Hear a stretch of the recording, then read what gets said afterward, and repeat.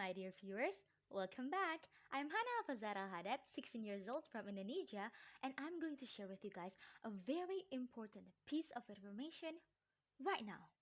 70% of people had at least experienced imposter syndrome once in their lifetime.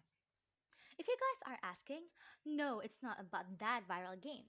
Imposter syndrome is a psychological phenomenon where someone feels like they're a fraud or that they're not as good as they think they are in what they are doing. From that simple explanation alone, it already feels so relatable, right? Now, for a starter information, you guys should know that there are 5 types of imposter syndrome. Each revolves around the same idea of being a fraud, but are executed in different mannerisms. Now, let's check out what are those 5 types and what they are like. Let's go! A perfectionist usually sets quite high standards for themselves, and when they fail to meet that standard, it is when the imposter syndrome kicks in. They're just human, like us, but they try to act like Steve Rogers or Kent Clark.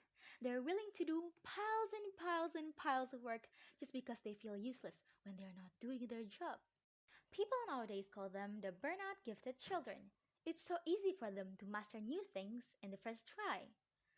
But when they don't, the imposter syndrome will take over their whole mind. They consider doing group projects by themselves as a prideful thing to do.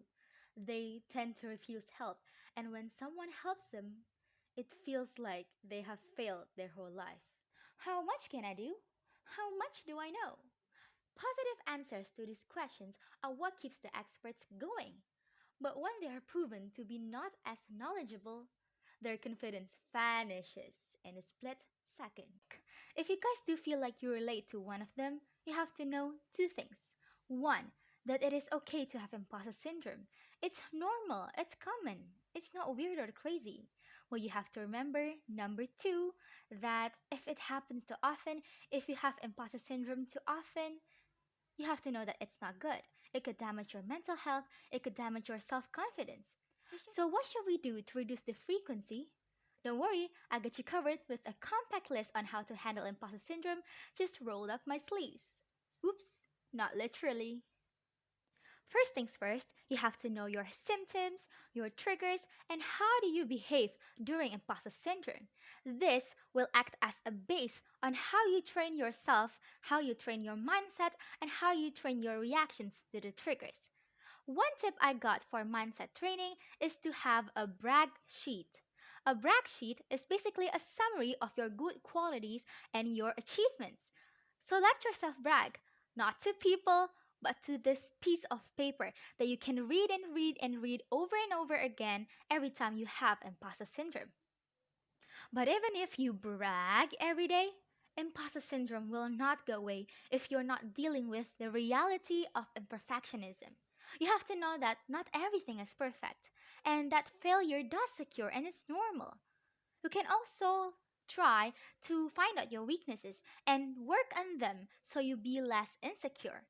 And you can also learn how to separate feelings from facts because sometimes we are being smart, but we feel like we're stupid, and those are 2 different things. It is easy to talk, but hard to act upon. It's not easy to shift a mindset. So if you are still stuck in the rabbit hole, but the imposter syndrome is already approaching you again, what you can do is you control your reaction. You can do it by doing self care, celebrating your success, or just think of random but happy thoughts. Do not let that negative thought colonize your mind. Last but not least, build or find a social environment that is safe and healthy for you. And if you would feel like you want to talk about it with someone, go talk about it. Reach out to people that you think understands you and is capable of helping you. So, that's all I've got for imposter syndrome. But before this video ends, I want to share another very important piece of information with you guys that you guys must know and remember. You're doing great. Keep going. Thank you and goodbye.